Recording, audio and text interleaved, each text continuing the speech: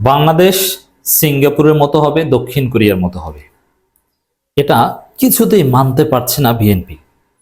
কারণ এই সিঙ্গাপুর দক্ষিণ কোরিয়ার মতো হওয়ার যে স্লোগান, এটা ডক্টর ইউনূসের নেতৃত্বে হওয়ার কথা বলছে জনগণ। জনগণ প্রত্যাশাটা কিন্তু অন্য কারো কাছে করছে না, অনলি প্রফেসর ইউনূসের কাছে করছে। তিনি আমাদেরকে সিঙ্গাপুর দক্ষিণ কোরিয়ার মতো বানিয়ে দিতে পারবেন। এটা একটা মডেল। এটা গ্রামে গঞ্জে বা এটা সব জায়গায় আছে। শিক্ষকরাও বলে না, ভালো ছাত্রদের উদাহরণ দিয়ে বলে যে ওর মতো হতে হবে। যেমন আপনি একটা স্কুলের শিক্ষক, ওই স্কুলের কোনো একজন সাবেক শিক্ষার্থী এখন সচিব বা বড় কিছু ডাক্তার, বোর্ডে স্ট্যান্ড করেছিল, বুয়েটে পড়েছিল, তখন তার উদাহরণ শিক্ষকরা দেয় যে ওর মতো হতে হবে। দেখো না ও কি করেছে, সারা পৃথিবী ব্যাপী ওকে চেনে, এখন ওর মতো পড়াশোনা করে। তো এটা একটা এক্সাম্পল। সিঙ্গাপুর দক্ষিণ কোরিয়া যেরকম মোটামুটি গরিব ছিল, সেখান থেকে যে অভূতপূর্ব উন্নয়ন হয়েছে, এই জন্য এটা মডেল হিসাবে, এক্সাম্পল হিসাবে ধরা হয়। এর মানে এই না যে একদম তাদের মতো, কেউ কারো মতো হতে পারে না, এটা প্রতীকী অর্থে আমরা বলছি। তো এটার প্রতি মানুষের একটা আগ্রহ, এখন সবার মধ্যে একটা রব উঠেছে যে না, আমরা সিঙ্গাপুর দক্ষিণ কোরিয়ার মতো হব, আমরা ইন্ডাস্ট্রিয়ালাইজড হব, অ্যাগ্রোবেস্ট ইকোনমি থেকে ইন্ডাস্ট্রিয়ালাইজড কান্ট্রি হব আমরা। ইন্ডাস্ট্রিয়াল রেভলিউশন হয় বাংলাদেশে, বাংলাদেশ সব ইন্ডাস্ট্রিয়াল হাব, প্রোডাকশন হাব হয় বাংলাদেশ। কিন্তু বিএনপি এর বিরুদ্ধে ষড়যন্ত্র শুরু করে দিয়েছে। সারা পৃথিবীর প্রতিষ্ঠিত একেবারে টপ ক্লাস অনেক কোম্পানি যেখানে বাংলাদেশে ইনভেস্টমেন্টের প্রতিশ্রুতি দিচ্ছে, আসছে শত শত কোম্পানি, 36 রিনাউন্ড কোম্পানিজ তো আছে, এর সাথে আরো 100+ কোম্পানিজ, শত শত কোম্পানি এক কথায় বাংলাদেশে এসেছে। তারা ইনভেস্টমেন্ট করতে আগ্রহ প্রকাশ করছে, এবং এটা বেসিক্যালি ডক্টর ইউনূসকে দেখে, আশিক চৌধুরীদের সক্ষমতাকে দেখে। সেই সময় বিএনপি মেসেজ দিচ্ছে, আমির খসরু মাহমুদ চৌধুরীরা দুইটা মেসেজ, আমরা এর প্রতিবাদ জানাই। এটা দেশ বিরোধী ষড়যন্ত্র, বিএনপি এখন উন্নয়ন বিরোধী। বিএনপি বাংলাদেশে উন্নয়ন সহ্য করতে পারে না, কারণ উন্নয়নের নামে যদি লুটপাট করতে না পারে তাহলে বিএনপি তারা খাবে কি? এই জন্যে এই উন্নয়নকে তারা সহ্য করতে পারছে না। তারা চায় যে তারা এসে উন্নয়ন করবে, আর ওই হাসিনার মতো বড় বড় প্রজেক্ট করে নেতাদের খেতে দিবে, কমিশন বাণিজ্য করবে। এক যে সিঙ্গাপুর দক্ষিণ কোরিয়া সেগুলোর মতো আমাদের হওয়ার দরকার নেই, এই আমির খসরু মাহমুদ চৌধুরী বলছে। আসলে মনে মনে তো বলে যে ভারতের মতো হওয়া দরকার, এটা তো আর বলতে পারে না। এটার জবাব আমি দিয়েছি, এটারও প্রতিবাদ করছি যে না, সিঙ্গাপুর দক্ষিণ কোরিয়াকে আমাদের মডেল হিসেবে ধরতে হবে। ভালো হতে হলে, ভালো কিছু করতে হলে ভালো ছাত্রদের অনুসরণ করতে হয় বা তাদের মডেল ফলো করতে হয়। কিন্তু এটাকেও ডিসকারেজ করছে বা নেগেটিভলি দেখছে বিএনপি। এটা ষড়যন্ত্রের একটা পার্ট। মানে ডক্টর ইউনূসের পক্ষে, ডক্টর ইউনূস ভাবে জনপ্রিয় হয়ে যাচ্ছেন, মানুষ খুব সহজে বুঝতে পারছে যে আমরা সিঙ্গাপুর, মালয়েশিয়া হব, দক্ষিণ কোরিয়া হব। খুব সহজে মানুষ এটা বুঝতে পারছে যে ডক্টর ইউনূস কি করছেন, আমাদের কোথায় নিয়ে যাচ্ছেন। এতে ডক্টর ইউনূসের প্রতি আস্থা বাড়ছে বা তিনি জনপ্রিয় হয়েছেন। এটা বিএনপি মানতে পারছে না বলে এই এক্সাম্পলের বিরোধিতা করছেন। কেন এই সিঙ্গাপুর মালয়েশিয়া হওয়ার বিরোধিতা করছেন বা সিঙ্গাপুর দক্ষিণ কোরিয়ার বিরোধিতা করছেন বুঝতে পারছেন? আমরা প্রতিবাদ জানালাম আমির খসরু মাহমুদ চৌধুরীর বক্তব্য। ডক্টর ইউনূসের জনপ্রিয়তা সহ্য হচ্ছে না, এই কারণেই এই ন্যারেটিভকে কাউন্টার করার চেষ্টা করা হচ্ছে। এরপরে দেখেন, এই যে আশিক চৌধুরীকে ছাত্রদল বা ওই জিয়া বটফোর্সের লোকজন ট্রল করছে যে নতুন আব্বা আসছে, সকাল থেকে শুনছি আব্বা আব্বা করছে, কি একটা প্রেজেন্টেশন করলো। বিএনপির 14 গোষ্ঠীর সক্ষমতা আছে ওই আশিক চৌধুরীর মতো একটা প্রেজেন্টেশন করার, এটাকে ট্রল করে।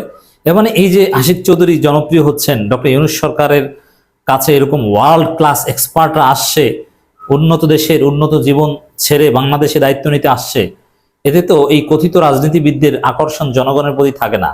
জনগণ কি বলবে? যে আশিক চৌধুরীকে দেখেছে যে কি স্মার্ট, এরপরে যদি দেখে এই আমির খসরু মাহমুদ চৌধুরীদের, সালাউদ্দিনদের, যারা ঠিক মতো কথা বলতে পারে না, 2 মিনিট কথা বললে ফিলার ওয়ার্ডস বলে 10টা, আশিক চৌধুরীরা 1 ঘন্টা কথা বললে একটাও ফিলার ওয়ার্ডস আসে না, তখন স্বাভাবিকভাবেই ওই বিএনপি নেতাদের প্রতি জনগণের আর আকর্ষণ থাকে না। এই কারণে এই আশিক চৌধুরীদেরকে ট্রল করা বা থামিয়ে দেওয়ার একটা বন্দোবস্ত বিএনপি নিচ্ছে। তো বিএনপি কোন জায়গায় কেন এই যে ডক্টর ইউনূসের বিরোধিতা করছে আশা করি বুঝতে পারছেন। এবং আরেকটা ঘটনা কি ঘটিয়েছে, যেখানে ইনভেস্টররা মূলত আস্থা রাখছে ডক্টর ইউনূসের প্রতি, এবং সবাই জানে যে নির্বাচিত সরকারের নামে বাংলাদেশে কমিশন বাণিজ্য, দুর্নীতি, লুটপাটের একটা প্রাতিষ্ঠানিক রূপ চলে। সেক্ষেত্রে এই সরকারের উপর আস্থা। কিন্তু আমির খসরু মাহমুদ চৌধুরী কি মেসেজ দিয়ে এসেছেন? না না, ইনভেস্টররা নির্বাচিত সরকারের উপরেই আস্থা রাখে, মানে এই সরকারের উপর আস্থা রাখা যাবে না, নির্বাচিত সরকার আসলে তখন ইনভেস্টমেন্ট করেন। এবং বিএনপির কেউ কেউ বলছে যে এই ইনভেস্টমেন্ট অমুক তমুক এগুলো আনা, এটা তো তার কাজ না, ডক্টর ইউনূসের কাজ না, তার কাজ নির্বাচন করা। মানে ডক্টর ইউনূস যে জনপ্রিয় হয়ে যাচ্ছেন এটা একদম মানতে পারছে না, এই কারণে তার বিরুদ্ধে এইভাবে ষড়যন্ত্র করছে BNP. On the other hand Jamaat Islami doctor ইউনূসের পাশে আছেন, তারা এই ইনভেস্টমেন্ট সামিটে অংশগ্রহণ করেছে, তাদের স্টল ছিল, যে আমাদের সেক্রেটারি জেনারেল স্পষ্ট করে দিয়েছেন যে তারা কি চায়। বিএনপির এই আচরণে আমরা প্রতিবাদ জানালাম। দর্শক, প্রতিরক্ষা শিল্পে বিনিয়োগের পরিকল্পনা রয়েছে সরকারের। এখন এটা বিএনপির জন্য আরো বেশি কষ্টের, কান্নাকাটি। এই সরকার এই প্রতিরক্ষা জিনিসটা যদি আনে, তখনই দেখবেন যে ডক্টর ইউনূসের প্রতিরক্ষা পলিসি মানে ভারতের হোমাশা। হোমাশা বুঝেন তো? আমি আর বললাম না ব্যাখ্যা করে। ভারতকে কিভাবে সাহায্য করতে হয় এটা ডক্টর ইউনূস জানেন, আর সেখানে বিনিয়োগ করবে। এর মানে কি? বাংলাদেশে প্রতিরক্ষা খাতে বিনিয়োগ মানে কি? চীনের বিনিয়োগ আনা। আর চীনের বিনিয়োগ আনা মানেই ভারতের স্ট্র্যাটেজিক স্বার্থে বড় আঘাত আনবে। এই যে দেখেন, আমাদের মংলা পোর্টকে আধুনিকায়নের জন্য চীনকে দেওয়া হয়েছে তারা ইনভেস্টমেন্ট, এটা সমুদ্রে চাইনিজ প্রেজেন্স বেড়ে গেল। এটা এমনিতেই হাসিনার আমলেই আমাদের সমুদ্রে চাইনিজ প্রেজেন্স নিয়ে ভারত উদ্বিগ্ন ছিল, কারণ সাবমেরিন ট্যাবমেরিন কিছু কিনেছে এবং সেটা পরিচালনা টেকনিক্যাল বিষয় সাপোর্টে চীন আছে। তো সেখানে আবার এই মংলা পোর্ট তাদের হাতে চলে গেল। তো এভাবে প্রতিরক্ষা খাতে এই প্রতিরক্ষা জিনিসটা বললেই ভারতের কান্নাকাটি শুরু হয়ে গেছে।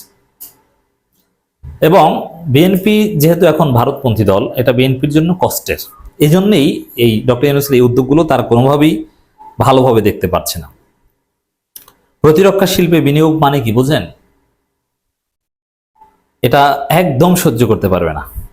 আর ডক্টর ইউনূসের যদি স্বল্প মেয়াদী কোনো উদ্দেশ্য থাকতো যে ডিসেম্বর নির্বাচন দিয়ে চলে যাবেন, তাহলে এই প্রতিরক্ষা খাত বা এই দীর্ঘমেয়াদী এই বিষয়গুলো, এই মিলিটারি ইকুইপমেন্টস, এইসব বিষয়ে হাত দিতেন না। এর মানে দীর্ঘমেয়াদী কাজ করছেন প্রফেসর ইউনূস।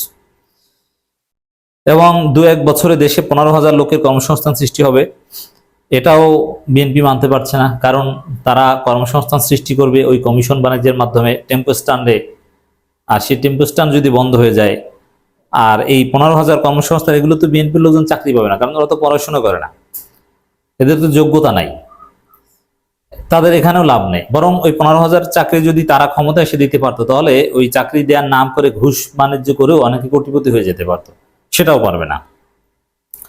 দেশে ফ্রি ট্রেড জোন স্থাপনের চিন্তা করা হচ্ছে, very smart move. Free trade zone আপনি চিন্তা করছেন?